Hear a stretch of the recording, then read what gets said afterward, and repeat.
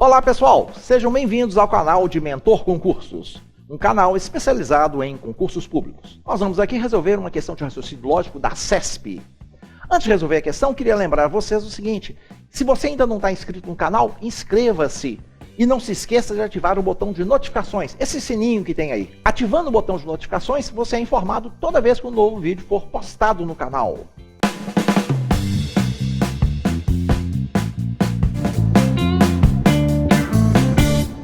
A questão que nós vamos estar resolvendo é essa aqui, e eu queria lembrar o seguinte a vocês.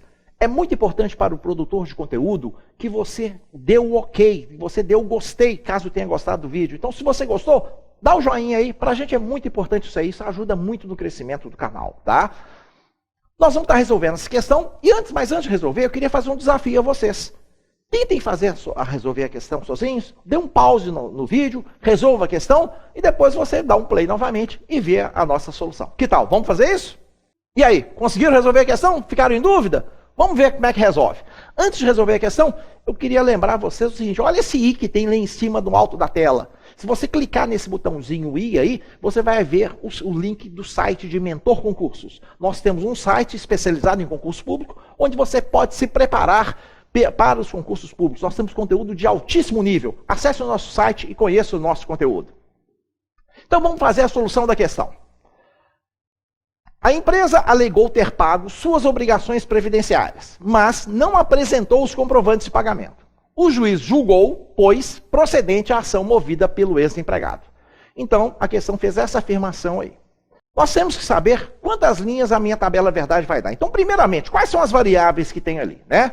Olha lá, obrigações previdenciárias, tá? Se elas forem pagas ou não, houve pagamento ou não. Isso aí, ou a empresa pagou ou não pagou. Então, pagou a obrigação previdenciária ou não pagou a obrigação previdenciária, tá? Isso pode ser falso ou verdadeiro. São duas opções. Ou a empresa pagou ou não pagou, não tem outra opção.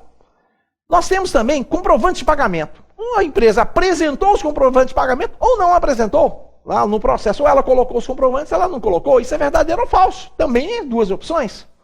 E o juiz vai julgar procedente ou não. Então, o juiz julga a ação procedente, ou isso é falso ou isso é verdadeiro. Também são duas opções. Então, as opções que eu tenho em cada um desses itens aí, são só duas. São opções binárias, né? São duas opções. É verdadeiro ou falso. É sim ou não, tá? Então, eu tenho duas opções em cada uma. Ele quer saber o seguinte: se eu montar uma tabela verdade com as três colunas, ou seja, uma coluna é pagou a obrigação previdenciária ou não, a outra mostrou o comprovante de pagamento ou não, e a outra julgou procedente ou não. São três colunas. E ele quer saber quantas linhas vou ter aí. Bom, eu vou montar essa tabela para vocês aí, colocando todas as combinações possíveis entre elas, tá? Então, cada uma pode ser sim ou não, verdadeiro ou falso. Vamos começar todo mundo falso, depois falso, falso, verdadeiro, e vou colocando aí todas as possibilidades. Vejam que eu não estou colocando aleatoriamente não, tá? Eu tenho um macete para colocar isso aí. O macete é o seguinte: se você olhar a coluna ali de julgamento procedente ou não, veja que ela está variando de 1 em 1. Então, FV de 1 em 1.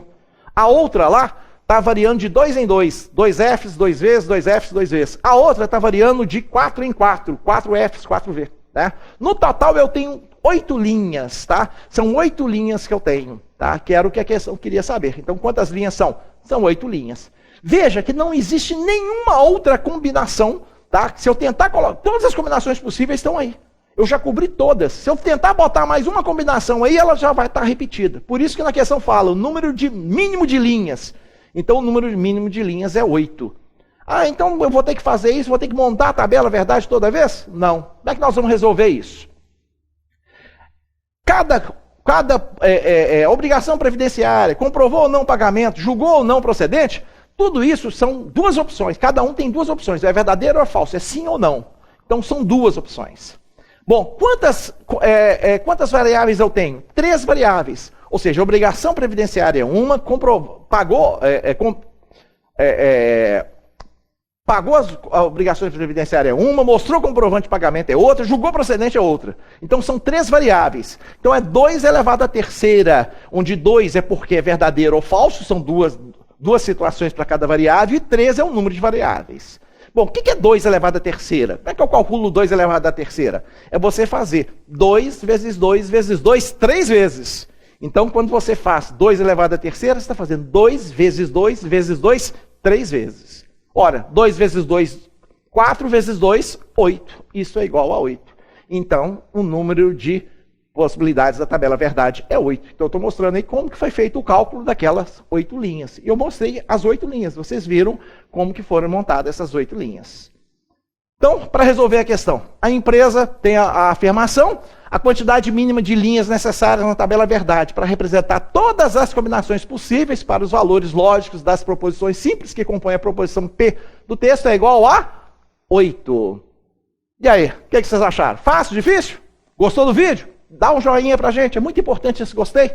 Através dele, isso aí ajuda muito o canal a crescer. Então, se gostou, dá um joinha pra gente, é muito importante.